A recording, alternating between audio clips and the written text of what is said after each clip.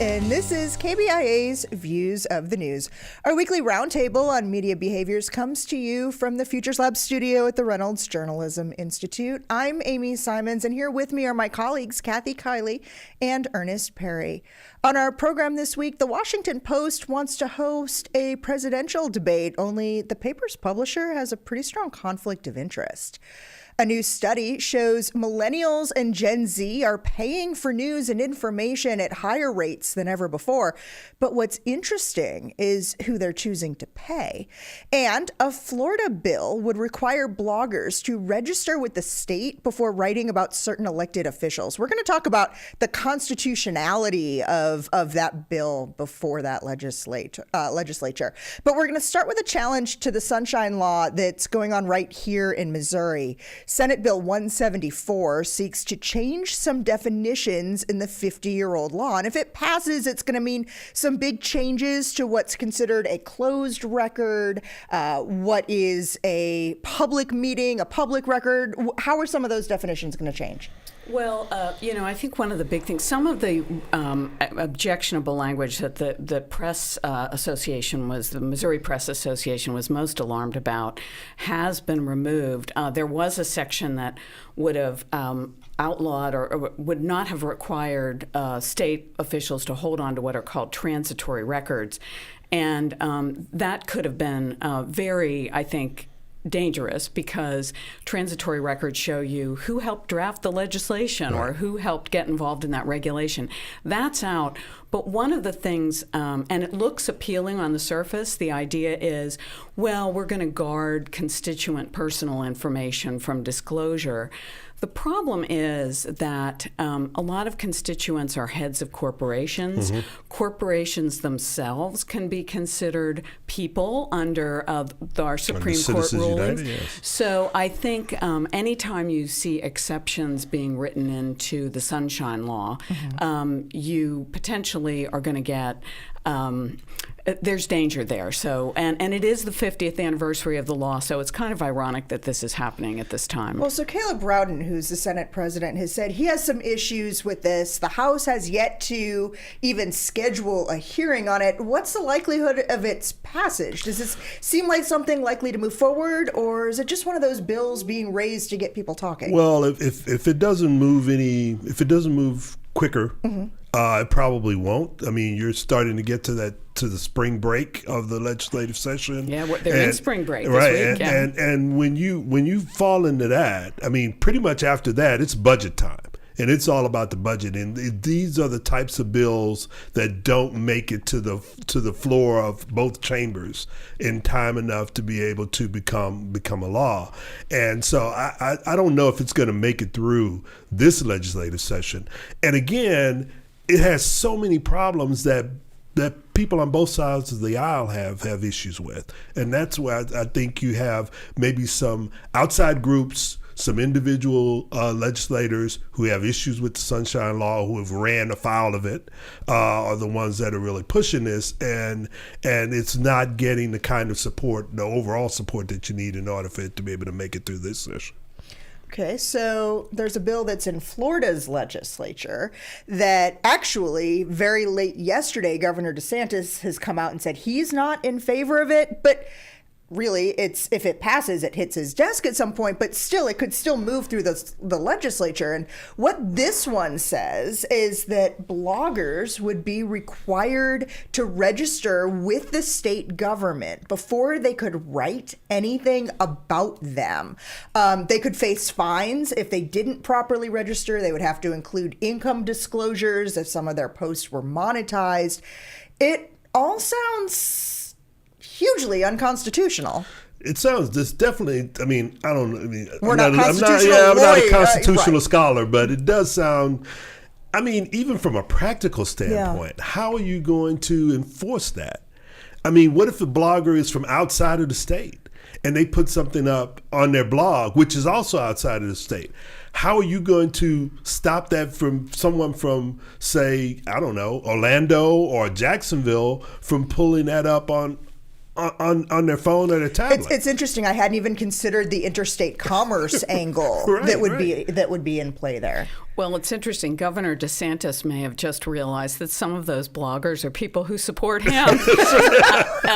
But it's difficult. The law would, and interestingly, I looked at the law, and the other thing that's in the law is a law that would take legal ads away from newspapers, which is a very important. That's a huge, yes, it's a very important revenue source. Generator. So this is one of a number of laws going through the Florida legislature. There's another one that would take aim at the New York Times v. Sullivan, libel protection for journalists. And so, it's not a very press-friendly. The Sunshine State seems to be going against Sunshine, but it seems to be going against the Constitution in many ways. Yeah. So but there is an issue here, which I get, which is. Anybody can say they're a blogger, and anybody can say that I'm a blogger, I have this blog, I'm writing about state government, therefore I need a seat at this hearing, even though it's very crowded. The way that's been handled in the U.S. Congress, which I think is pretty remarkable, is there is a standing committee of correspondents elected by the reporters who cover Capitol Hill, and they determine whether or not you get a press credential. Now, this has created, there have been arguments with the legacy media versus the new media, and there have been lots of controversy, lots written about it. But the point is, it's journalists making decisions, not the people we cover. And what you want to avoid is government licensing the press. I mean, that is a very dangerous road to go down, because then it's like, well, if you write what we like, we will let you be a reporter. Otherwise, no way. That sounds pretty Soviet to me. Yeah, well, I agree with you to a certain extent, but being a historian on the panel, historically, that has been used by the media to keep certain groups out. And for a long time, that kept the black press out of being able to cover Congress, being able to cover the White House. It also kept certain magazines and magazine journalists from being able to do that. So, I mean, there's been a history of certain segments of the legacy press keeping others out because they didn't see them as being real journalists. Right. There's no question. It is a pitfall. There's no question. And I've been in part of those deliberations, and I was actually the one arguing for more openness. But I think do we want government licensing and determining who gets to be a reporter? It is a real problem in an era when anybody can be a publisher. How do you determine who gets a press credential? So I think, but I think we can agree that allowing politicians to decide who gets to cover them is not the way to go. They would be the last people that I think we would want to have doing that for a whole host of reasons. But I also think that we as journalists, they have to be careful about trying to limit who has the ability to be able to do that. So again, it's a fine line there. And that has been a discussion, this idea of the blogger versus journalist. I mean, we even have some artwork outside of my office here at the journalism school that kind of pokes fun at that conversation and that dialogue. And that's been there for all 13 years I've been here. I also have to wonder if there are ways, not necessarily to certify or to license, but if there is a way that a blogger who maybe is not working, and we're going to talk a little bit more about this towards the end of today's program, not working for legacy media, but somehow makes clear that they adhere to the Society of Professional Journalists Code of Ethics or the Radio, Television, Digital News Association or some commonly accepted guide of ethics that identifies them as somebody who is not just someone with a phone and a camera, but somebody who is accepting the practice and norms we have set as a profession. I mean, I think that's possible. Yeah. I think that they actually use a lot of that. At least the White House Correspondents Association and others the standing committee, they use those principles to determine whether or not someone should be credentialed.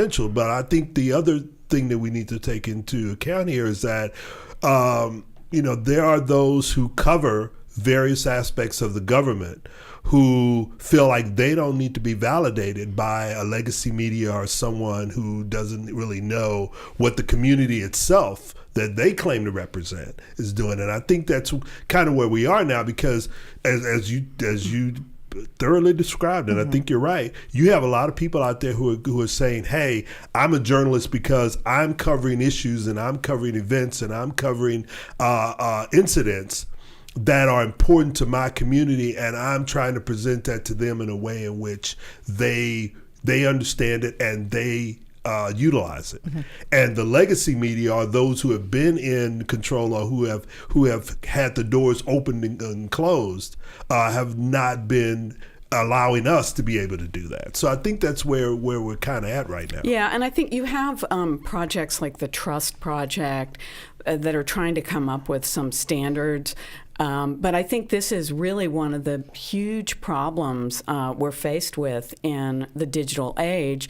It's a big reason we haven't seen a federal shield law pass in Congress, because supporters of the idea of a shield, which would say a reporter does not have to disclose sources in court, that shield, supporters of it couldn't agree on how to define a journalist. And that has been the big hang up. So I think this is a real dilemma. I mean, we've traditionally in this country, we've said no licensing of the press, but now we're running into problems like this where anybody can claim a press credential. Should everybody be allowed to claim a press credential, or should there be some kind of standards and who gets to decide? It's a real problem. Yeah. So talking about these types of initiatives in Florida and here in Missouri, they're important 52 weeks a year, but even more so as we start to move into next week, which is Sunshine Week. It's a celebration of the freedom and access of information. Kathy, talk for a minute about some of the events that may be going on either regionally or nationally that people might want to be keeping an eye out for. Well, we're going to have a Sunshine event right here at the University of Missouri. My colleague David Herzog and I are going to be talking to two of our classes, but we've opened that up to the public. It's going to be at 2:00 on Tuesday at Smith Forum. And that's in the second floor of Reynolds Journalism Institute. Thank for you. anyone Thank who's you. here in town. And I think we'll be publicizing that on our various social media outlets. And I think different organizations will be marking this in different ways. But I think really the best way to mark it is to just take a minute and appreciate how much information we do have access to as Americans. You can go online and get the budget of our city, the Columbia city budget, right at your fingertips. You can go online and see the minutes of the school board meetings. And that's all because of these laws that were passed in the 1970s in response to the Watergate scandal. But it's hard, I think, for people, certainly our students, to imagine. It's hard for me to really imagine that prior to that, government entities could have meetings and not allow the public to be there. And that's all because of these laws. So I think it's something to really be marked and appreciated. So one thing that I can actually share with our audience as well, if attending that event that you're going to be putting on next Tuesday is something that people want to participate in, if they're not able to come in person, that will also be live streamed on the Missouri School of Journalism's Facebook page. So even if you're not able to attend at 2:00 on Tuesday to experience that either with us here in person or online, in the moment, you can watch it again on a replay of that Facebook Live. And we'll be talking about the history of the law, and David Herzog will be showing people how to use it. Okay, very good. So some immediate takeaways there too. You know, about a week and a half ago, there was a meeting between executives from the Washington Post and the chair of the Republican National Committee. They talked about the Post wanting to host a Republican presidential debate. On the face of it, kind of predictable, right? But what if I told you at the end of the meeting, the Washington Post publisher asked his colleagues to step out and held a second conversation with the RNC chair to talk location? Because he's the chairman of the board of the Reagan Library, and he wanted to pitch that property as the host site. A little conflict of interest here, no? Yeah, just a tad. Just a tad. Just a tad. Trying to get 2 bites of that apple. Yeah, that's the part I don't understand. It's like, okay, if you were going to do that, why'd you ask them to step out? I'm pretty sure at some point you had a meeting with the people who work for you to say, hey, I just want you to know that I'm going to ask them to have this at the Reagan Library, of which, I am a key board member of. You could have just done that with them in the room and put that out there at the beginning, and therefore there's transparency and everyone knows it. So now you find yourself in this sort of having to explain yourself to others about why you weren't transparent to begin with. Yeah, I agree. It seemed oddly performative to me. I mean, like, we're going to take Hold my on colleagues now. out We're of the going to room. have them out of the room. We're all going to breathe for a minute, and then we're going to call it a new meeting. Yeah. Yeah, it just seemed weird. And the conflict is obvious, so why not just put it on the table and deal with it? Yeah, right there at the beginning, Yeah. say, hey, we want to host a Republican presidential debate at the Reagan Library. Oh, by the way, I am a key member of the board. Yeah. And we should say, in case people are confused, the publisher of the Washington Post is named Fred Ryan. It is not Jeff Bezos, Yeah. who I think the Yeah, owner and the that's publisher good. are two different things. Yeah. Yeah. Right. But here's the other thing. To have, I understand that publishers of news operations, publishers or managers of news operations are also involved in civic activities, and that's okay. I have no problem with that, but you need to be transparent about what boards you're on and what you're doing. That's all public. It's something you can be upfront about. Especially a presidential library. Absolutely. That's Yeah. not like, some corporate board. I can't believe that Yeah, they it's didn't so know that odd. already. I mean, Well, the that's the Republican thing, and National Committee didn't right, know and that you already. think did he think some of his colleagues were going to object? I mean, why would he? It's just a very puzzling thing. And as you say, every newspaper publisher is going to have interests of some kind or another. You just don't get to be a publisher of a big organization like that without having some outside interests. So there's no such thing as conflict-free journalism. Right. You just have to be transparent That's about right. it. It's what you do with those conflicts. And this just seemed very odd. Yeah. Okay, so I'm going to admit it. I am kind of obsessed with our next topic. We're going back to the whole AI thing again because, well, it has been a few months since ChatGPT was released, and now Microsoft is releasing its chatbot that uses that tool and technology, and we're learning more about how it works and how it doesn't. So there was a piece on 60 Minutes Sunday night, maybe you saw, with Leslie Stahl, and it was fascinating as she pointed out all the ways that it was wrong. It had her bio wrong and said she had worked at NBC for 20 years before being on 60 Minutes. Well, that was CBS. It reported a story about the ice caps in in Antarctica and claimed they were something like 31% penguin urine. Well, through her fact checking, apparently penguins don't urinate. I don't know how that works, but okay.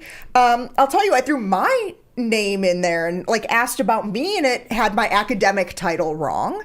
It also said that I was the director of the Futures Lab here at the Reynolds Journalism Institute. Congratulations. Yeah, no, I'm not, right? My office is outside of the Futures Lab. I have done projects in the past with RJI in the Futures Lab, but I'm not the director of that part of the Reynolds Journalism Institute. Right now, I don't even have a strong connection with RJI. So it's interesting that news organizations around the globe are continuing to experiment with this technology. And Wired magazine has been among the first to issue a formal newsroom policy around it. And on the list of no's, this is what's interesting. This is what I want to talk to you about today. On the list of no's, absolutely no publishing of editorial text written or edited by AI.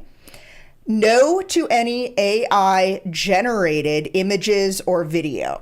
Okay, so that's what they're saying right now, that they are making the promise they will not use it for. On the list of yeses, it is acceptable to use AI or chat generators to suggest headlines or social media posts. I find the use of the word suggest interesting. To generate story ideas. Any thoughts? I think this is again one of those things where we don't want to get left behind, because news media operations, in particular in the early days of Google, in the early days of search engines, did not see the potential for how that could actually be utilized and how the public would embrace that. And today there's not a single news organization in the world that doesn't have search engine optimization as part of its strategy. That's right. Absolutely. And this is where we are right now. Mm-hmm. You have these organizations that they don't want to be left behind. They don't want to be the organization that didn't jump on AI, didn't jump on chat early on, if this thing really takes off. And now they've jumped in, some of them have jumped in, and now they're trying to put up guardrails. And the problem with putting up guardrails is that this is so new, you don't know whether the guardrails are going to be a barrier or they're going to enhance what it is that you do. So now you just look like you're flailing all over the place. And that's at least that's the way I see it. Well, I think that's a really good point. I think certainly the news industry, there was a very famous memo written, I think, in 2009 by Robert Kaiser when he went to an Apple conference and came back and wrote a memo to his Washington Post bosses saying, we should jump in on this, and no one did. And of course, the big thing that publishers missed was Craig Newmark's list. Yep, it was Craig's list. Yeah, and you talk about legal notices in newspapers. Exactly. The effect of Classified ads. Just wipe that classified. And that's 80% of most local newspapers' That's why they budgets. need the legal notices now. Yeah. So exactly. So there's a good reason to not shun innovation. Certainly, people know that. I think the question is, though, this is just another twist in this information revolution that we're living. Where it's like somebody's given us this fancy machine with no owner's manual. Right. And we're really not sure how is this going to work. And we can certainly see the unintended consequences of social media. We can certainly see the unintended consequences of all this data that we are giving in order to get these free, quote unquote, services. Then pigeonholing us into little ideological boxes and echo chambers that we can't get out of. Certainly, I think that the problem with allowing AI to suggest a story or a headline is that the AI is going to be borrowing from the wisdom of the crowd, as it were. It's searching out and saying, what's trending, what's interesting? Well, the legislative committee hearing on the secondary school education budget is usually not trending. Right. Does that mean we shouldn't cover it? Right. Does that mean we shouldn't suggest that as a story? So I think this poses an enormous ethical problem. And I think you're right. I think it's wrong to close your eyes and say, we can't see this, we can't be involved. But I think in being involved, we have to do it with a sense of what are the ethical pitfalls. And here. I think we definitely need to be careful, especially if AI is pulling that information from various sources, is how are you vetting that? Yeah. I mean, this is where the influx of bots that have misinformation and disinformation and utilize that can really become a problem if those who are vetting this information are relying on AI as maybe a single source which of how they're doing it. Which can be manipulated Which can be Absolutely. manipulated or also can't assess for complete accuracy. One of the things that we're saying on 60 Minutes is that they were talking to a handful of AI scholars from different universities out on the East Coast as well, who were saying to that chatbot, NBC and CBS are so similar in what they do, it doesn't discern between them, yet it's still a fact error. Right. Okay, so two interesting little tidbits to talk about regarding the media consumption and production habits of millennials and Gen Z. An interesting study came out of the Media Insight Project that showed 60% of Americans between the ages of 16 and 40 pay for or donate to get news.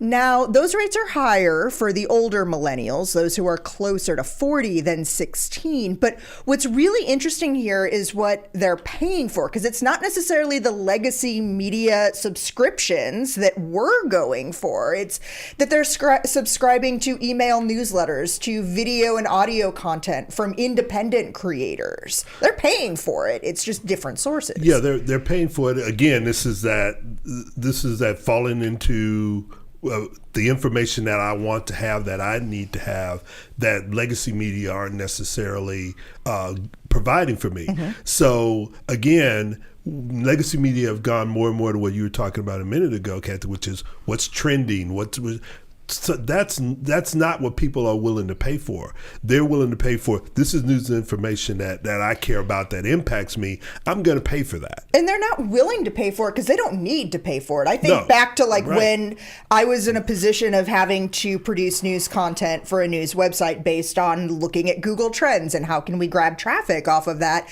Everybody else is doing the same thing. There's no need to pay for that. Well, more and more, I think you have news organizations, because they are revenue hungry, thinking that this is the way to match that. But, it's interesting. Knight and Gallup did a survey recently, and 72% of Americans think that national news organizations have the money they need to cover the news. And 65% believe local media already has the money they need to cover the news. That is fake news. And it's interesting how few people realize how much news costs and how desperately the media needs the money to pay for it. Well, and we've talked about this before. The problem with that is we gave it away for free to begin with. And when we made that decision, it's hard to tell somebody, okay, for all these years, we gave it to you for free. Now we're going to charge you for it. And people going, well, wait a minute. They did it in music, so news has to figure out a way to follow that leader. Yeah. Okay, so before we go, I have to bring up this piece that was in the New York Times because it just, I don't know, it kind of baffled me. It said that millennials and Gen Zers are confused as to how they are suddenly active on Facebook without knowing it.